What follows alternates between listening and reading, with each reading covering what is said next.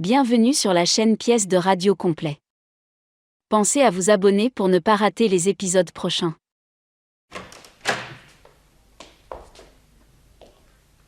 Bonsoir Jacques. Ouais, bonsoir oncle Nick. Mais alors qu'est-ce qu'on me dit? T'es malade? Bah oui, j'ai mal là. T'as mal là? Fais voir. Voilà. Oh, mais dis donc, là c'est l'appendice. T'as fait appeler le médecin, j'espère. Oui, il doit venir vers 9h15. Ah bon. Quelle heure il est? Bah, 8h35. oui. Eh ben, ça fait encore 40 minutes à attendre. Oui, alors je me suis couché, puis on m'a mis de la glace sur le ventre. Tu souffres? Bah, oui. Bon, alors je reste auprès de toi. Ah oui, c'est ça, tiens. Amuse-moi. Pendant ce temps-là, je crois que j'aurai moins mal. Tu veux que je t'amuse? Mhm. Bon. Eh ben, tu vas en avoir pour ton argent. Ah, à propos de quoi? Tiens, je vais te raconter une belle histoire.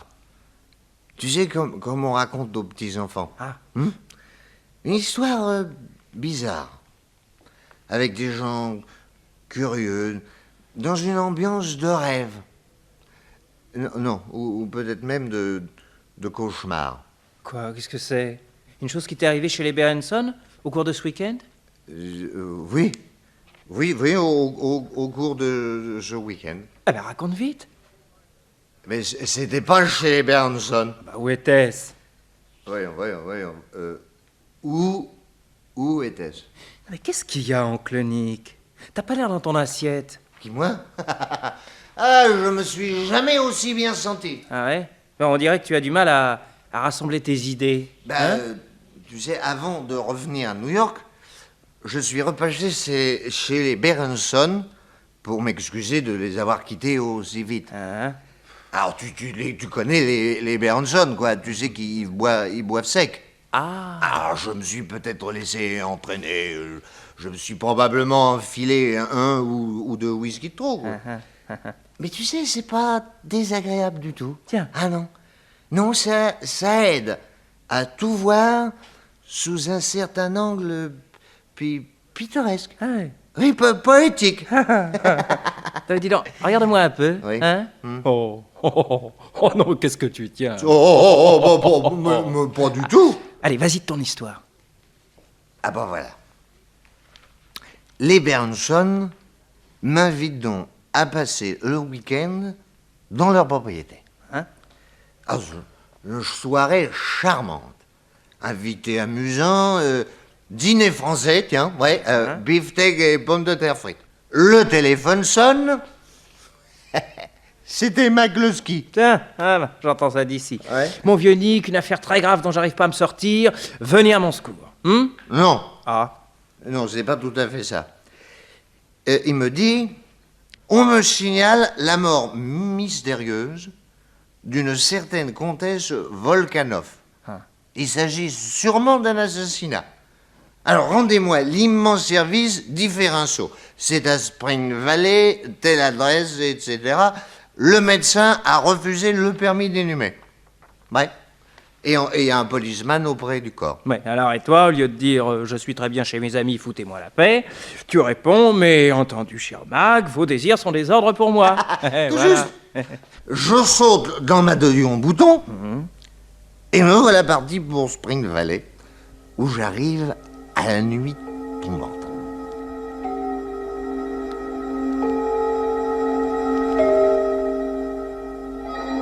Propriété isolée, émergeant du brouillard, au milieu des sapins. Je tire la sonnette de la grille.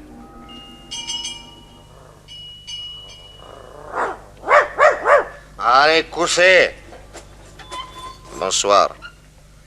Vous désirez? Police, Encore? c'est bien ici chez la comtesse Volkanov? Si. Entrez. Vous m'avez réveillé. Les émotions, ça me fait dormir. Et ça me creuse. Alors j'ai mangé des cacahuètes. Vous en voulez? Non, merci. Allez, couchez. J'irai bien faire comme Louis. Je voudrais voir tout de suite le corps de la comtesse. Ah, vous avez raison. Il est de toute beauté. Il est temps d'allumer ces flambeaux. Hein? Voilà. Suivez-moi. Oui. C'est là. Ah. Il y a un policeman en faction près de la signora. Je lui ai donné des cacahuètes. Entrez. Merci. Oh, monsieur Carter, je vous reconnais. Est-ce que vous vous rappelez? J'étais avec vous dans une affaire précédente.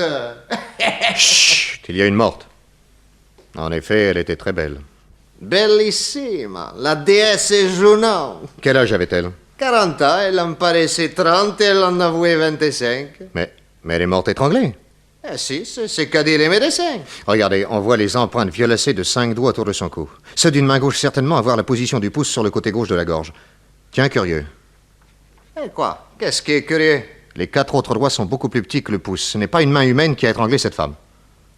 Qu'est-ce que c'est alors? Une main des singes? Comment, il y a un singe dans la maison? Bon, non. Y a-t-il un zoo dans les environs? Eh non. Alors un cirque avec une ménagerie, enfin une bête qui se serait échappée. Ah non. C'est curieux, ces marques. Qui a découvert le corps? C'est moi.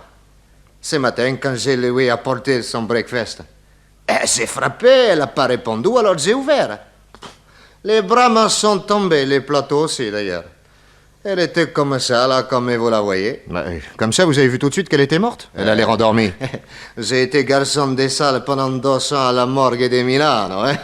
Il y a des pâleurs et des immobilités qui ne trompent pas. Oui, très juste. Alors, qu'est-ce que vous avez fait? J'ai appelé les pensionnaires. Les pensionnaires? Si. Ici, c'est une pension des familles, vous ne saviez pas? Non. Une pension des familles pour monsieur seul. La comtesse détestait les femmes, alors elle a ouvert sa propriété à des gentlemen très riches. Et pour leur faire cracher des dollars, elle savait que c'était une petite merveille. Quelle a été la réaction de ces messieurs quand ils ont appris sa mort? Stupéfaction générale, changé en statut de sel. Et puis après, ils ont appelé un médecin. Qui a refusé le permis d'inhumer? C'est lui. Mais que me dit-on? Il y a un visiteur et l'on ne me prévient pas. Paolo, vous entendez? Maintenant que la comtesse nous a quittés au titre de plus ancien pensionnaire, il me revient de remplir l'office de maître de maison. Alors, voyons, où est-il ce visiteur? Je ne le vois pas. Mais il est ici. Ah oui, je vous vois. Bonsoir, monsieur. Monsieur... Nick Carter. Nick Carter. J'ai eu affaire autrefois à un gentleman qui portait ce nom-là. Mais voyons, est-ce qu'il n'était pas détective? Mais je le suis toujours, monsieur.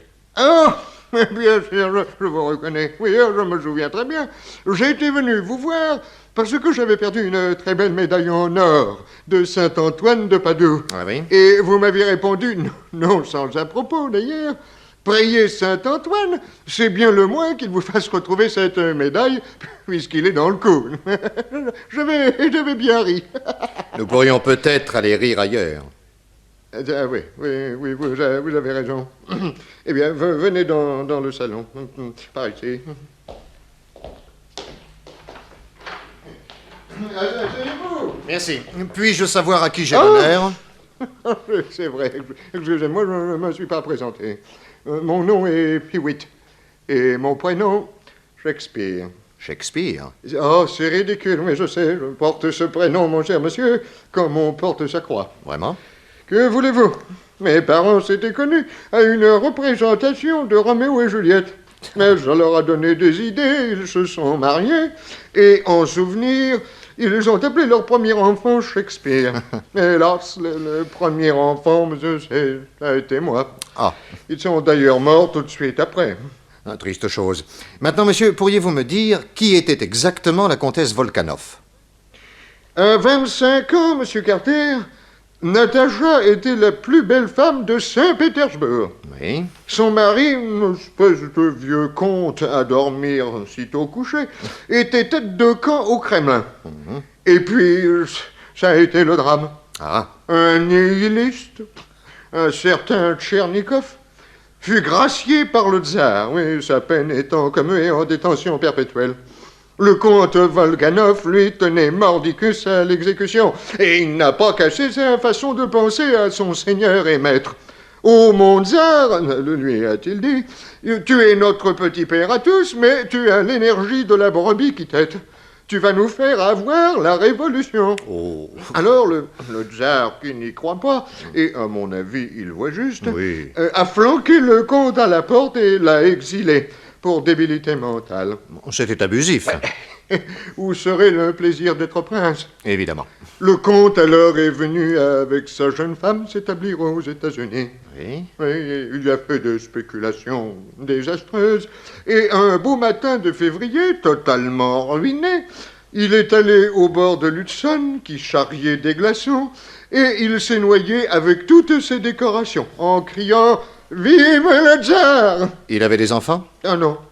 Non, il laissait la comtesse seule au monde, sans $1, avec heureusement cette propriété dont elle a fait pour vivre une pension de famille. Ses prix étaient assez élevés, m'a-t-on dit. Ah oui, mais quelle hospitalité, cher monsieur, quel accueil. Bon. Natacha était la bonne hôtesse au sens le plus complet du mot. Excusez-moi, je ne peux pas retenir mes larmes. Mais je vous en prie, faites donc. Et à part vous, monsieur Pewitt, qu'y a-t-il comme autre pensionnaire? Eh bien, excusez-moi, il y a un Russe, et ce Russe, je vous donne en 1000 qui c'est. Ah, ça, je ne vois pas. Tchernikov. Non. Oui, le Tchernikov dont je viens de vous parler, et qui a été gracié par le tsar. Il s'est évadé de Sibérie, et il est arrivé à New York par un bateau d'émigrés. Tiens. Il avait appris que Volkanov avait fait scandale pour avoir voulu sa mort avec trop de passion. Mais il savait que le comte était à New York, et un jour, il est arrivé ici pour l'assassiner. Aïe. Mais le comte l'avait devancé de quelques jours, en allant nourrir les barbillons de l'Hudson. Ah bah oui. Et l'inévitable s'est produit, cher monsieur, ce révolutionnaire à tout craint, ce nihiliste crasseux et miséreux, est tombé amoureux fou de la comtesse, patricienne jusqu'au bout des griffes. On dirait du Tolstoï. Bien entendu, elle l'a chassé à coups de cravache. Oui. Mais son amour n'a fait que s'en exaspérer. Il est allé prendre un bain, il s'est acheté des vêtements neufs, ou presque, et il s'est mis à faire une cour lancinante à la comtesse, qui lui vouait une haine mortelle, puisqu'en fait, il était à l'origine de tous ses malheurs. Mais comment a-t-il pu finir pensionnaire dans cette maison? Ah, ça... mystère. Un beau jour, il est arrivé, vêtu comme un prince, et avec beaucoup d'argent. Voyez-vous ça? La comtesse l'a accepté, j'ai même cru comprendre qu'avant même son arrivée, une sorte de pacte avait été passé entre deux à la suite d'événements que j'ignore, bien entendu. Oui, bien sûr. Il a continué à lui faire la cour, et elle n'a pas cessé de le traiter en musique et de lui prendre son argent. A-t-il abandonné la politique? Ah oui. Oui, il écrit des ouvrages sur la magie et sur le diable. Il se prétend l'émanation de Satan. À son comportement, d'ailleurs, j'incline à le croire. Mais le pensez-vous capable d'avoir assassiné la comtesse? L'âme russe, monsieur, est pétrie de violence et de douceur. Je ne me hasarderai ni sur une route, ni sur l'autre. Ah, au fait, vous avez raison. Autre pensionnaire? Oui, un Belge, monsieur Vanouk, qui est manchot. Des deux bras, d'ailleurs. Des deux bras? Oui. Vous verrez. Oh, un si bel homme, quel dommage. Il a avec lui une petite chinoise qui lui sert d'infirmière. D'ailleurs, les voici. Bonjour, messieurs. Oh, cher monsieur Vanouk, voici monsieur Nicarter qui enquête sur la mort de notre pauvre Natacha. Oh, ça, c'est bien gentil, hein. Natacha, c'était une femme remarquable, savez-vous, hein? Excusez-moi, je vous laisse. Mais je ne vous ai pas présenté mon infirmière, Mademoiselle Mai Ming. C'est un bien joli nom. Bonjour, mademoiselle. Vous étonnez pas, elle est muette. Oui, elle a été prise toute petite par des pirates qui lui ont coupé la langue pour une fois, hein. Mon Dieu. On ne sait pas parler, c'est reposant, savez-vous. Vous avez été en Chine? Oui, vous voyez, j'ai habité pendant 25 ans. J'ai fabriqué de l'encre, hein. De Chine, naturellement. C'est amusant. Ah oui, pour regarder mes manches vides. Je vais vous expliquer. Oui? Savez-vous que les Belges, ils aiment bien les ailerons de requins? Ah. Eh bien, les requins, eux, Ils aiment bien les ailerons de Belge. Le chirurgien chinois craint la gangrène. Alors il m'a coupé les 2 bras. C'est terrible, ça. Oh, ouais. Pour se gratter entre les omoplates, ça est difficile, hein. Mais pour le reste, on s'arrange très bien. Ouais. Quand je joue aux échecs, je déplace les pièces avec la bouche. Hein. J'écris avec mon porte-plume entre les dents. Tenez, regardez, là. J'ai même sur le devant une incisive plus courte que les autres. Hein. Ah oui. Ça donne juste la place pour y glisser le porte-plume. Là, le bon Dieu pense à tout. Maintenant, dites-moi, vous savez que Mme Volkanov a été assassinée? Oui. Étranglé. Hein. Oui. Soupçonnez-vous quelqu'un? Enquêtez donc une fois du côté de Paolo. Ah, Peut-être ce domestique vous apprendra-t-il quelque chose sur la mort de la comtesse. tiens. Entre nous, il était son amant. Hein?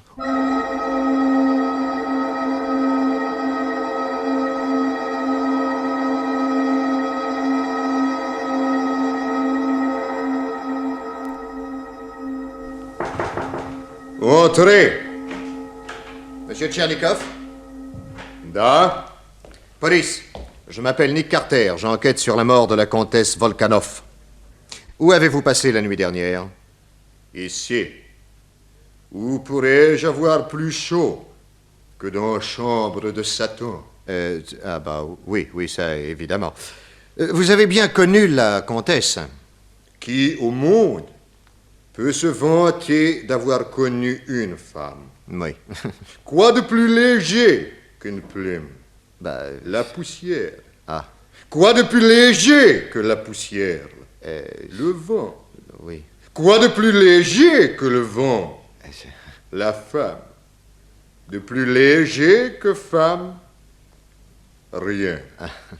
Vous savez que la comtesse a été assassinée. Da. Soupçonnez-vous quelqu'un? Vous connaître Monsieur Pewitt? Ah oui. Demandez-lui ce qu'il faisait hors de son lit à 2 heures du matin. À 2 heures du matin. Je venais terminer traduction d'une page de Dr. Faust. Ah, Il y décrit cheval magique qui le transportait dans l'espace. tiens. Soudain, j'entends, Oui. imperceptiblement, comme un grattement de souris dans le couloir. J'en trouve ma porte et je vois Qui? Monsieur Pewitt près de la chambre de comtesse. Il en sortait? Je ne saurais dire, mais pourquoi pas? Oui. Peut-être ignorez-vous qu'autrefois, il a été amant de Natasha Volkanov. Ah, c'est vous qui me l'apprenez. Voici 15 ans qu'elle est à New York, et après la mort du comte, elle est devenue maîtresse de Pewitt, qui était fort riche. Oui, je vois. Il a mis sa fortune à ses pieds. Elle a eu des bontés pour lui, mais elle a ramassé ces dollars, tous ces dollars, si bien qu'un jour, il est venu frapper à la porte de cette maison. Il était ruiné.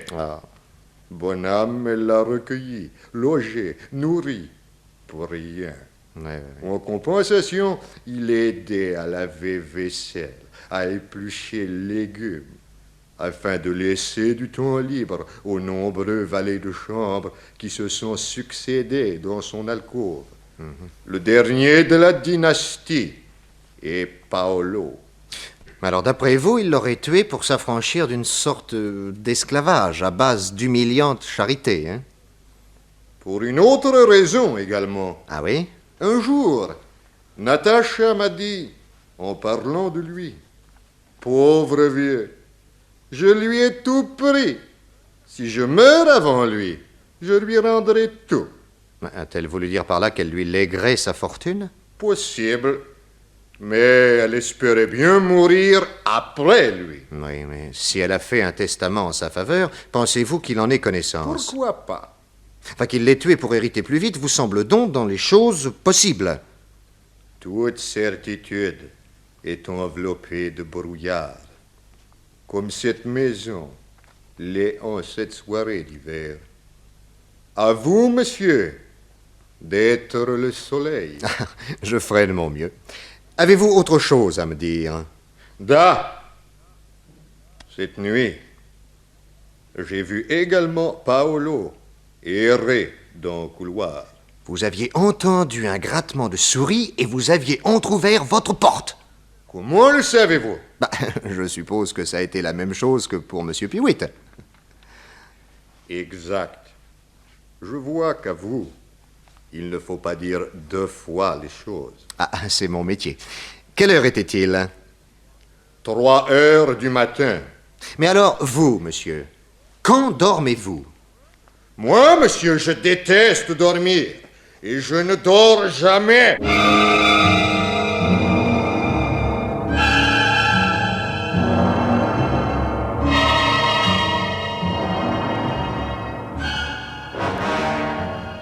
Dites-moi, Paolo. Si? Il y a longtemps que vous étiez au service de la comtesse? 3 mois, signor. Et elle tenait à vous? En tout cas, moi, j'étais né à elle. Généreuse? Ma agréablement. Dites-moi, que faisiez-vous à 3 heures du matin dans le couloir? Ah, je vois que les pensionnaires m'espionnent, hein? Qui faisiez-vous? Je revenais d'aller voir una bella piccolina. Où ça? À Spring Valley. Son nom? Ah, Nata, je ne trahirai pas l'honneur d'une femme. Vous m'étonnez. Ah, vous me tueriez plutôt. Il faudra me donner son nom. Mais Faute de quoi, je vous considérerai comme on ne peut plus suspect. alors, il n'y aura pas que moi, hein, ça. Que voulez-vous dire? Demandez à la zone chinoise ce qu'elle faisait cette nuit dans les couloirs.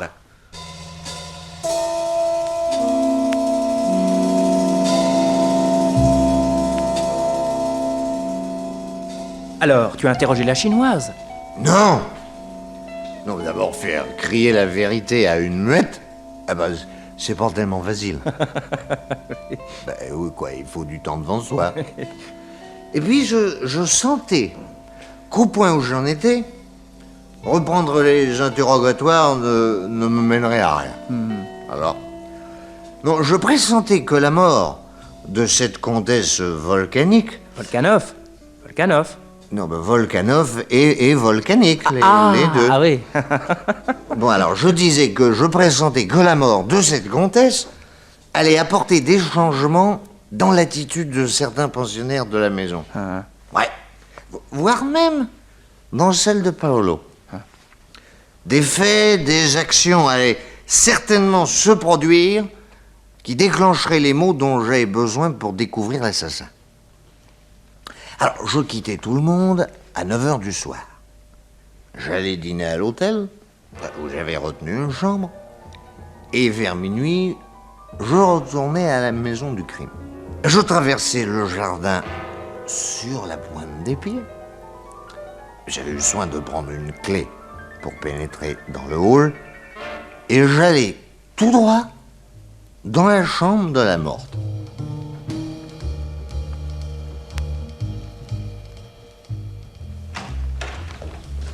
Tchernikov, qu'est-ce que vous faites ici? Moi, je cherchais papier. Enfin, pourquoi ce policeman est-il en train de dormir? Allons, policeman, réveillez-vous, hein? Vous êtes ici pour surveiller, et non pas pour sourire aux anges. Là, je vous signalerai. Oh, bon sang, il ne se réveille pas, mais qu'est-ce que ça veut dire? Il est malade? Et je ne sais pas, moi.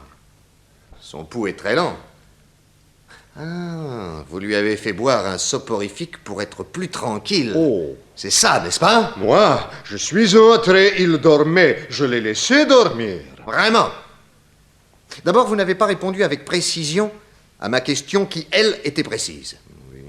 Vous avez mis cette chambre sans dessus-dessous. Pour trouver quoi? Des notes que j'avais écrites sur sorcières et sabbat. Natacha avait manifesté désir de les lire. Je les lui avais prêtées. J'ai besoin maintenant pour le travail que je fais actuellement. Je ne vois vraiment pas ce qu'elle a pu en faire. Alors je cherche, n'est-ce pas? Et pour chercher tranquillement, vous avez endormi le policeman. Par Saint-Pierre et Saint-Paul, monsieur Calter, je vous jure que je Bon, n'ai venez jamais... avec moi dans votre chambre, vite.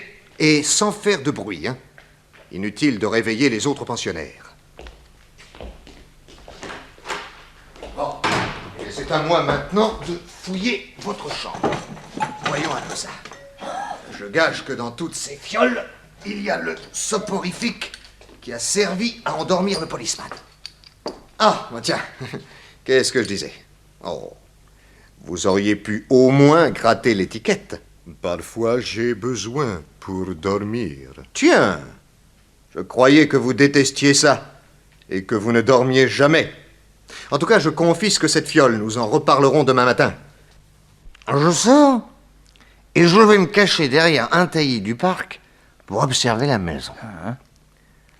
Un vent très vif a nettoyé le brouillard et le ciel apparaît baigné d'étoiles et criblé de lune. Comment? Non, baigné de lune et criblé d'étoiles. C'est ça. Seule une lumière reste allumée dans la chambre de Tchernikov. Tchernikov. Ah oui, c'est ça, c'est Bon. ça. Ouais. Un quart d'heure passe. Soudain, je vois la porte s'ouvrir avec précaution et Paolo paraît. Tiens.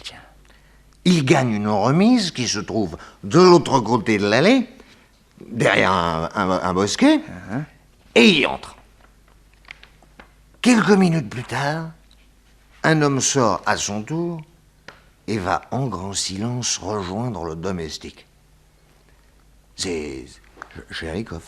Oui. Tchernikov. Oui, je te Bon. suis, je te suis.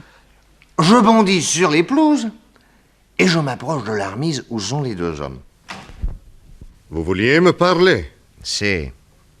Qu'avez-vous de si important à me dire? Je vous ai vu tout à l'heure et je me suis bien moussé. Vous m'avez vu? Où? Je vous ai vu apporter un verre de whisky à ce brave policeman qui évidemment ne se moussait pas beaucoup à côté du cadavre de notre pauvre Natacha. Il a bu le whisky avec une évidente satisfaction et il s'est endormi aussitôt. Comme ça, vous étiez bien tranquille pour chercher votre petit papier, hein? Je voulais reprendre note que j'avais prêtée à la comtesse. Oh, à d'autres, monsieur Tchernikov, à d'autres, hein? Là-dessus arrive monsieur Nick Carter, qui décidément, celui-là, fout son nez partout et à n'importe quelle heure. Lui non plus n'a pas été dupe. Il sait très bien que vous cherchiez un papier beaucoup plus important, hein? Mais de quoi parlez-vous? Quel papier? De celui-ci. Donnez-moi ça! Ah, pas tous, hein? Rendez-moi ce papier! Rendez-le-moi! Tu vas me laisser, non? Mais qu'est-ce que c'est? Vous me faites mal! Ah, tout va bien que je suis le plus fort. Bon, alors, pas de revolver dans tes poches, non, c'est parfait, ça. Maintenant, causons, hein? J'ai l'impression que si je montrais ces papiers-là à la police, tout tarderait pas à finir sur la chaise électrique, hein? Mais enfin, comment es-tu arrivé à écrire une chose pareille? Moi, Ivan Ivanovitch Tchernikov, je reconnais avoir assassiné Jeanne-Catherine Kimberley et avoir volé les bijoux, valeurs et dollars qui se trouvaient dans la cassette de son boudoir. Signé Ivan Ivanovitch Tchernikov, 14 mai 1906. Mais enfin, non est possible, qu'est-ce que ça veut dire, ça? Rendez-moi ce papier. Je vous en supplie. Mais comment enfin un tel document est-il entre les mains de Natacha? Allez, dis-moi tout, après on verra s'entendre, hein? Toi, tu as été amant de Natacha. Si. Mais tu n'y tenais pas. Oh. Tu y trouvais ton intérêt sans plus. Moi, j'aimais cette femme, à la folie. Et elle s'est toujours refusée.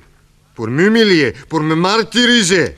Tu avais été la cause de son exil, elle voulait se venger de toi. Était-ce ma faute? Natacha t'appelait toujours le sale musique, hein? Bon. Da. Mais un jour, j'ai voulu l'éblouir. Ah, c'est Je lui ai dit, pour vous, je ferai n'importe quoi. Mettez-moi à l'épreuve. Alors elle m'a dit, je vais passer le week-end chez mon amie Catherine Kimberley. Et alors? Il y a dans le boudoir, derrière le tableau que je t'indiquerai, un petit coffre encastré dans le mur. Qu'est-ce que ça Il veut... s'ouvre sans clé. Il suffit de connaître combinaison de 8 lettres. Je te la dirai. Ah ben. J'ai vu Catherine la composer. Viens dimanche, débrouille-toi pour être dans le boudoir à 10h15. À cette heure-là, elle va au temple remplir ses devoirs religieux. Si tu as l'audace et le sang-froid d'un aristocrate, tu prendras tout ce qu'il y a dans le coffre. Si tu réussis, je serai à toi. Et tu as fait les coups? Da. Mais au moment de m'enfuir, Madame Kimberley est entrée. Mamma mia. Elle s'était sentie souffrante et elle avait quitté l'office. En me voyant, elle a crié. Alors moi, pour la faire taire, je lui ai serré le cou. Comment tu l'as étranglé? Da. Et après, tu as filé? Niet. Natacha est tout de suite entrée et elle m'a dit « J'appelle la police Ah. et ces chaises électriques ou je te fais évader à une condition. J'accepte d'avance. Évidemment. Alors, écris sur papier. Je reconnais avoir assassiné, etc., etc. Tu viens de lire. Ah, mais il ne fallait pas écrire, voyons, il ne faut jamais écrire. Facile à dire. Ou c'était immédiatement police et mort. Ou cette femme me permettait de fuir en se taisant. J'ai écrit et j'ai signé. Bien décidé à reprendre papier à la première occasion. Oui, mais tu ne l'as jamais trouvé, hein? J'ai vendu les bijoux, titres, et je suis venu habiter ici à prix d'or. Elle me soutirait de l'argent sous n'importe quel prétexte. Ah, bien sûr. Mais quand je sommais de tenir sa promesse, elle me repoussait. Va-t'en! Je ne pourrais pas supporter le contact d'un assassin. Qu'est-ce que tu Un veux? jour, je me suis révolté. Je l'ai roué de coups. Elle est allée à la police pour me vendre. Mes supplications ont réussi à la fléchir. Et elle est revenue sans avoir parlé? Non. Mais une fois de plus, la rage m'a saisi. Et je lui ai crié ce papier, je le reprendrai. Et ce jour-là, je ne le déchirerai pas, je ne le brûlerai pas. Par les saintes icônes, je le mangerai. Qu'est-ce que c'est que ça? Elle a éclaté de rire. Et elle m'a dit, dans ce cas, tu mourras. Mais qu'est-ce qu'elle voulait dire par là, hein? Je n'ai pas compris. Eh ben, aujourd'hui, ces papiers, c'est moi qui les, hein, maintenant, tu vois? Comment l'as-tu trouvé? Une nuit que j'étais avec elle, m'a dit qu'elle te tenait grâce à un papier qui pourrait te causer beaucoup d'ennuis. Alors, cette maman-là, elle a eu un regard vers un coin du plancher. Hein, il ne m'a pas échappé. Et hier matin, quand j'ai vu qu'elle était morte, j'ai soulevé une lame du parquet là où elle avait regardé et j'ai trouvé ça. Maintenant que je l'ai, je le garde. Mais... Rassure-toi, je n'en parlerai à personne. Je ne dévoilerai pas ton secret. Hein. Ah. Non, tant que tu me verseras à la fin de chaque semaine la somme de $1000. Bandit, Assassino. tu me ruines. $52,000 per anno. Si tu places bien ton argent, il t'en restera encore. Non, il ne me restera Ah rien. ben, alors tu travailleras. Paolo, $500 peut-être je pourrais. Non. Plus, je ne pourrais pas. Dès demain, tu m'apporteras $1000. Sinon, j'irai à la police et le soir, tu coucheras en prison. 500. 1000. Et inutile de chercher les petits papiers, il sera bien cassé ailleurs que dans ma chambre. Tiens, regarde-le, hein? Une dernière fois au bout de mes doigts. Tiens, rends-moi ça tout de suite, en le Tu ne voyant. l'auras pas. Tu ne l'auras pas, je le mange. Oh, toi, un salaud, hein?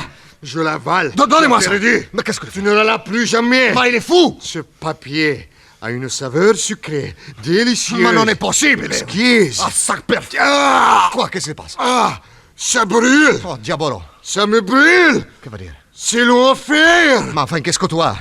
Le papier. Et quoi, les papiers? Elle l'avait empoisonné. Satano. Je meurs. Ah. Tchernikov.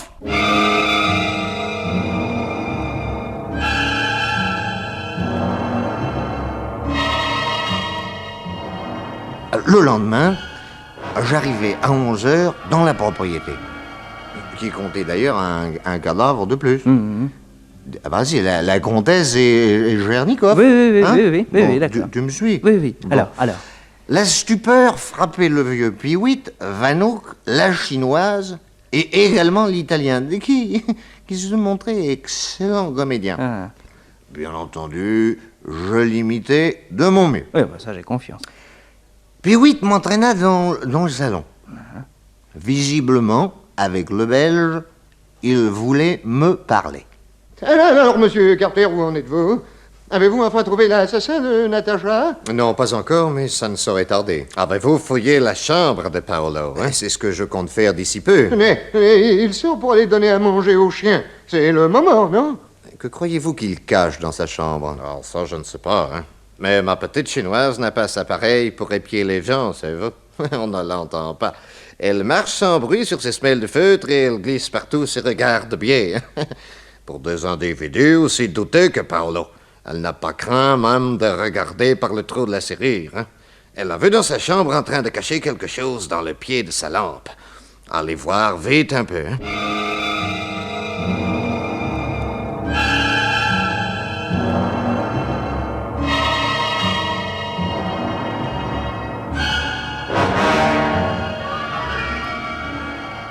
Tenez, c'est cette lampe-là. Hein? Pour moi, le fond doit se déboîter. Hein? Voyons. Des bagues, des diamants, des perles. Mais qu'est-ce que vous faites ici? Ah, Paolo, d'où viennent ces bijoux? C'est la comtesse qui me les a donnés. Et vous avez un témoin? À ce moment-là, monsieur Calter, on est tout seul à deux, pas plus. Oui, tu l'as volée pendant son sommeil, hein. Elle s'est réveillée pour la faire taire, tu l'as étranglée, hein. J'accepte des cadeaux des femmes, mais je ne les tue pas. Vous m'accusez pour vous venger parce que je vous ai pris votre maîtresse. Qu'est-ce que vous dites? Vous ouvrez des yeux ronds, hein? Je dis pourtant la vérité. Avant moi, Vanouk était l'amant de Natacha. Je n'ai pas besoin de vous dire, monsieur Carter, que ça est faux, hein, naturellement. Et je le regrette, d'ailleurs, à plus d'un titre. Bon, cet individu ne respecte rien, hein, ni un infirme, ni une morte. Bien entendu, Paolo, jusqu'à nouvel ordre, je confisque ces bijoux. Et je vous prie de rester à la disposition de la justice. Ah! Policeman, vous êtes réveillé? Vous avez bien dormi? Oui, monsieur Calter, figurez-vous que Nous avons un petit compte à régler tous les deux. Hein? Bon, pour l'instant, surveillez Paolo. Parfait. Je vous en rends responsable. Parfait, monsieur Calter. Quant à vous, monsieur Piwitt, j'aimerais bien vous parler seul à seul. Ma chambre est en face, si vous voulez bien venir. Entrez, monsieur Gardien. Eh bien, je vous écoute. Je viens de chez le notaire. Savez-vous qui hérite de tout ce que possédait la comtesse? Ah non? Non. Qui? Vous, monsieur Piwitt. Moi? Allons, vous le saviez, inutile de jouer la comédie. Ah ben ça, je vous jure que non. C'est vous qui me l'apprenez. Mais c'est pas une blague, au moins, non? Absolument officiel. C'est trop de joie. Allons. Natacha, elle a eu des remords. Dites-moi cependant, que faisiez-vous cette nuit dans le couloir? Moi, mais j'allais aux toilettes, n'est-ce pas? C'est défendu? Non, certes. Autre chose. Oui, quoi donc? Est-il exact que M. Vanouk ait été l'amant de la comtesse? Ah oui, monsieur, c'est exact. Malgré l'absence de ses deux bras? Oh, vous devriez dire à cause. Étrange chose que le cœur des femmes. Ah, le cœur. Enfin, parlons plutôt d'un éclectisme assez déroutant. Elle-même avait d'ailleurs confié qu'elle était lasse de ce garçon et qu'elle allait rompre avec lui définitivement, au bénéfice du beau Paolo. Dites-moi, pensez-vous que le Belge ait été dans la chambre de la comtesse cette nuit? La réflexion, oui, c'est très probable. Parce que? Eh bien, j'ai surpris dans le couloir la petite chinoise. Vous savez... Oui. Oh, mais j'y pense, oui, elle avait l'air très malheureux. Tiens. Non, c'est qu'elle est terriblement éprise de son maître, oui. Oh, ça, j'en suis sûr, maintenant, elle épie ce qui se passait derrière la porte de Natacha. Venez. Et où ça? Dans la chambre de la morte.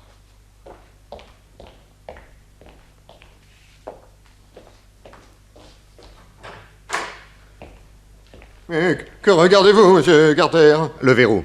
Ou plus exactement, la targette. Ah, mais dites-moi, cette porte a été entièrement repeinte. Ah, oui, la semaine dernière. Je vous remercie. Alors, je suis allé me cacher dans la chambre du Belge, et là, dès son entrée, je l'ai observé. 2 heures plus tard, quand il est sorti sans avoir soupçonné ma présence, je lui ai mis la main au collet. Ah ça, monsieur Carter, qu'est-ce qui vous prend, hein? Venez au salon. Mais monsieur Carter, mais qu'est-ce qui se passe, voyons? Veuillez, monsieur Piwitt, avoir la bonté d'appeler le policeman et Paolo. Mais certainement, mais... Paolo! Ah, les voici. Messieurs, mademoiselle, je vous ai réunis afin que vous entendiez tout ce que je vais dire. J'accuse monsieur Vanouk. C'est lui, l'assassin de la comtesse Volkanov. Alors ça, pour une fois, monsieur Carter, vous êtes fou dans votre tête, là, hein? Non, et je vais vous dire comment les choses se sont passées. La nuit du crime, monsieur Vanouk, vous étiez dans la chambre de la comtesse et cette nuit-là, elle vous a signifié votre congé. Mon congé. Tiens, ça. Ah, enfin, elle vous a dit qu'elle était lasse de vous et qu'elle préférait accorder l'exclusivité de ses charmes à Paolo. Oh, Ce qui explique votre véhémente animosité contre lui. C'est alors que se place le plus extravagant, le plus inattendu des crimes. Après de derniers ébats, vous laissez s'assoupir l'ingrate qui vous délaisse et, fou de jalousie, quand elle est profondément endormie, vous l'étranglez avec vos 2 pieds. Mais ça est de la démence, hein? Eh non. Sans que vous vous en doutiez, monsieur Vanouk, je viens de passer 2 heures avec vous, dans votre chambre. Et là, j'ai constaté que vous aviez acquis, avec vos extrémités inférieures, une étonnante dextérité. Vous saisissez entre vos orteils n'importe quel objet, et vous disposez d'une force peu commune. Que vous ayez immobilisé le cou de votre victime avec un pied, et que de l'autre, vous lui ayez écrasé la gorge, ne fait plus pour moi aucun doute. D'ailleurs, dès le premier examen, nous constaterons que vos doigts correspondent exactement avec les marques violacées encore visibles sur le cadavre. Mais, monsieur Carter, qu'est-ce qui a bien pu vous mettre sur la voie? La targette. Au début de la nuit, monsieur Vanouk, la comtesse vous a ouvert, comme d'habitude. Puis, comme d'habitude, elle a poussé le verrou. Après votre crime, il fallait bien quitter la chambre. Alors, vous avez saisi entre vos dents la petite olive qui permet de faire glisser la targette. C'est ainsi que vous avez pu sortir. Oh, mais tout ça, ça est de l'invention, hein? Mais enfin, qu'est-ce qui vous prouve que j'étais dans cette chambre, quoi? Eh bien, parce que la targette ayant été fraîchement repeinte, la peinture n'a pas encore acquis la dureté que seul peut lui conférer le temps. Quoi? Et sur cette peinture encore souple, vous avez imprimé la marque de vos dents, c'est-à-dire 2 incisives de chaque côté d'un vide, celui qui correspond à la dent plus courte que les autres, sous laquelle vous pouvez si facilement glisser votre porte-plume. Oh, tout est exact, hein? Pour une fois, c'est vous.